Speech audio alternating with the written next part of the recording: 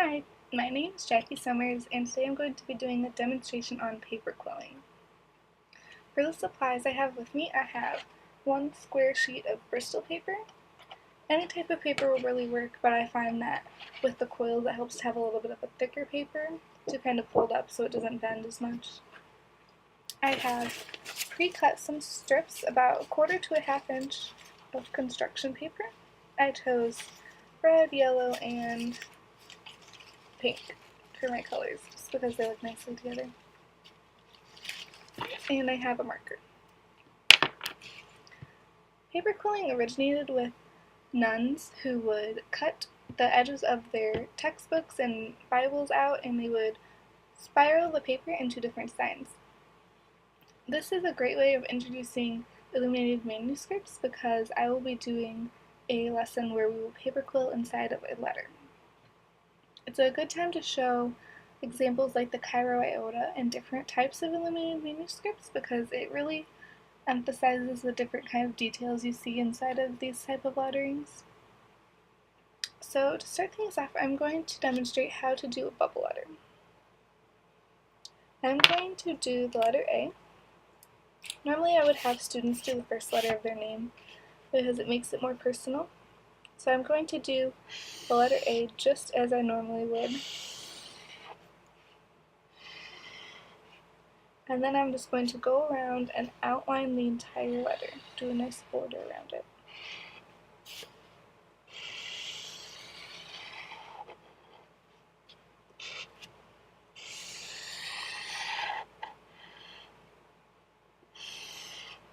I find that this is an easier way to describe bubble lettering because you still have this inside letter to help you go off of on the outside.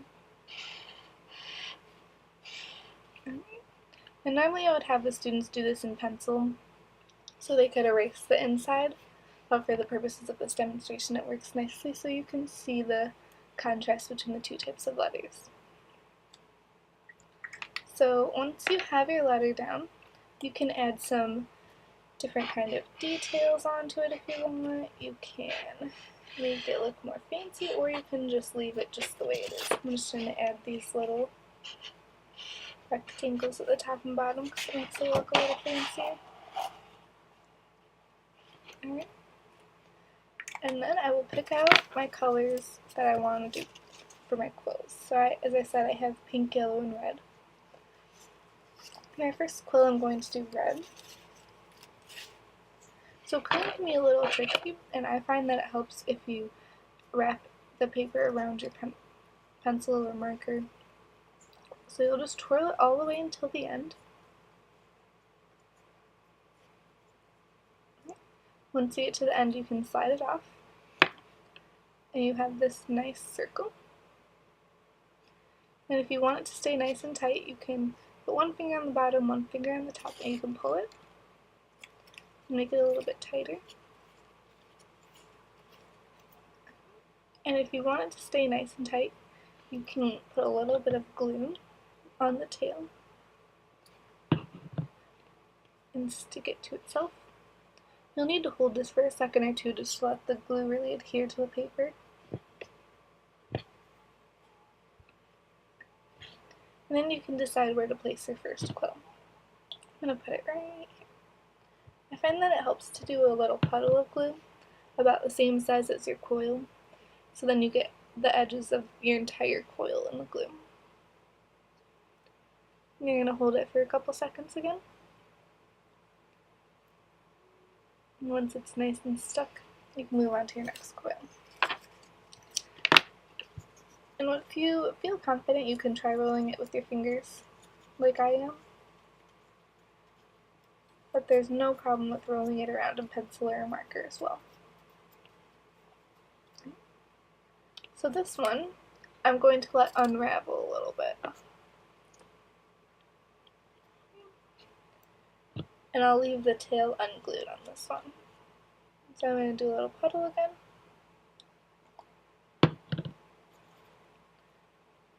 And press it down.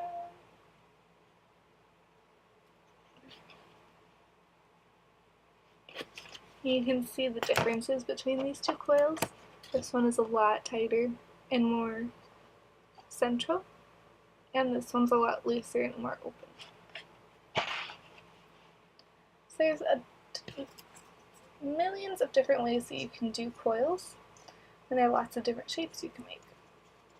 So the first shape I'm going to show you is a teardrop. So I'll roll my coil up, and once I get to the end, I'll let it unravel a little bit, and then I will pinch one end. So as you can see, it looks like a teardrop. And if you let it unravel a little bit, it'll look like teardrops within itself. So I'm going to glue this one down.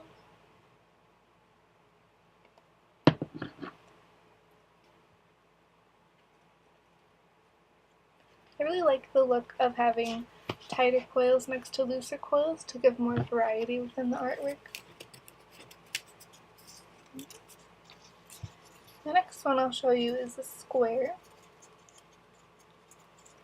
I'm going to roll my coil nice and tight.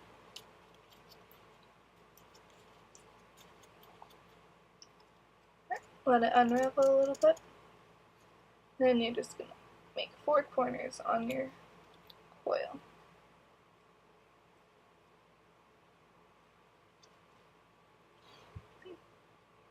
And then you can, this one tends to stay a little bit more raveled.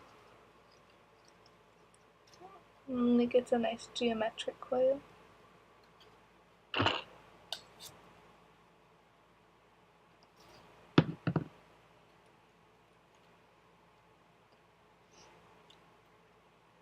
This is a great way of introducing different types of shapes and variety in artwork, as well as symmetry. You can challenge your students to make this side the same as this side, or vice versa. Or pick a couple different kinds of coils that they want to use. The next one I'm going to show you is a star. This one you're going to make a triangle. So kind of like the square, but just 3 points. And once you have the 3 points, you're going to push a little indent in between the sides, just like so. And then you're going to force this one to unravel a little bit. You put one finger and one finger, and you just kind of twirl it the opposite way. It unravels it for you.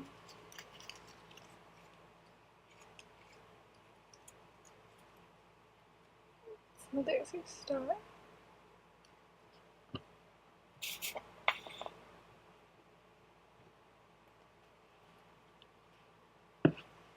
Alright, another type of coil you can do is an oval coil, where it kind of looks like an eye shape. So roll your coil again. I find that it helps to, if you want tighter coils, to do it with your hands, and if you want looser ones, to wrap them around your writing utensil. And my coil, I let it unravel a little bit, and you're just going to pinch both sides. Make it real nice and flat, and then it'll open up a little bit in the middle. There you go. Alright, so then as you can see, I just placed this oval right next to my other ones to keep it nice and tight. And then I just have 2 different shapes we can show you. So the second to last one is going to be a heart. So what you'll do is you'll take your paper and you'll fold it in half, creasing this edge, and then you'll roll both ends in towards the center.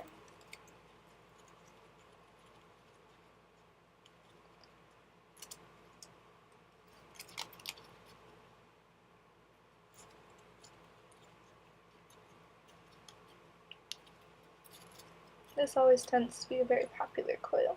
And as you can see, it makes a nice heart. I'll glue this right here. I find that Elmer's glue works better than a glue stick because you get the nice little puddles, and it dries nice and clear so you won't even see any of this glue when you're done.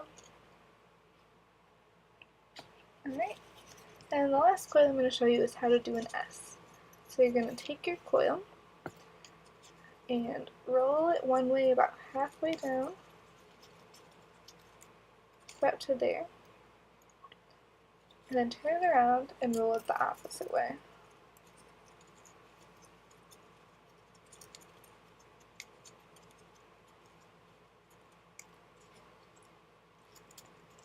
And there's your S.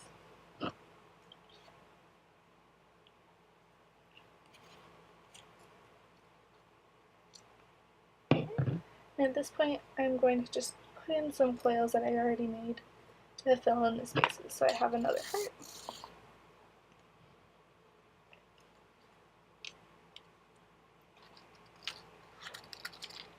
Teardrop. Tight coil.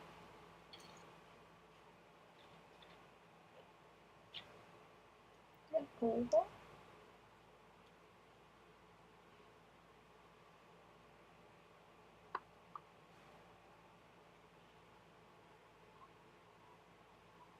Another star.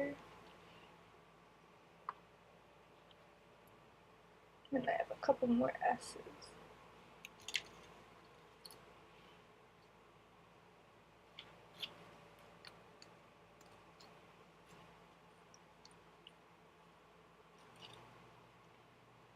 Alright, so you can see it's getting more filled in.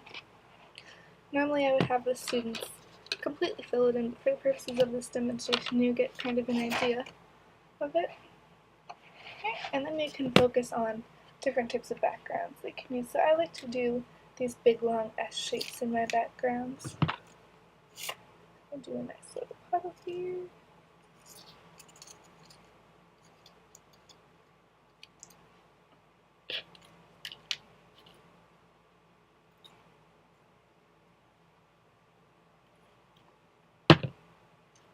And the glue can get a little bit messy, so you might want to have some wet naps next to you. Okay. So there's the big idea of the paper cone. Obviously you want to fill your letter in more and do more of a background, but this I think gives you a nice starting point. So you hopefully have an idea of how to make coils in a bubble letter and make your very own paper quilling letter. Thanks!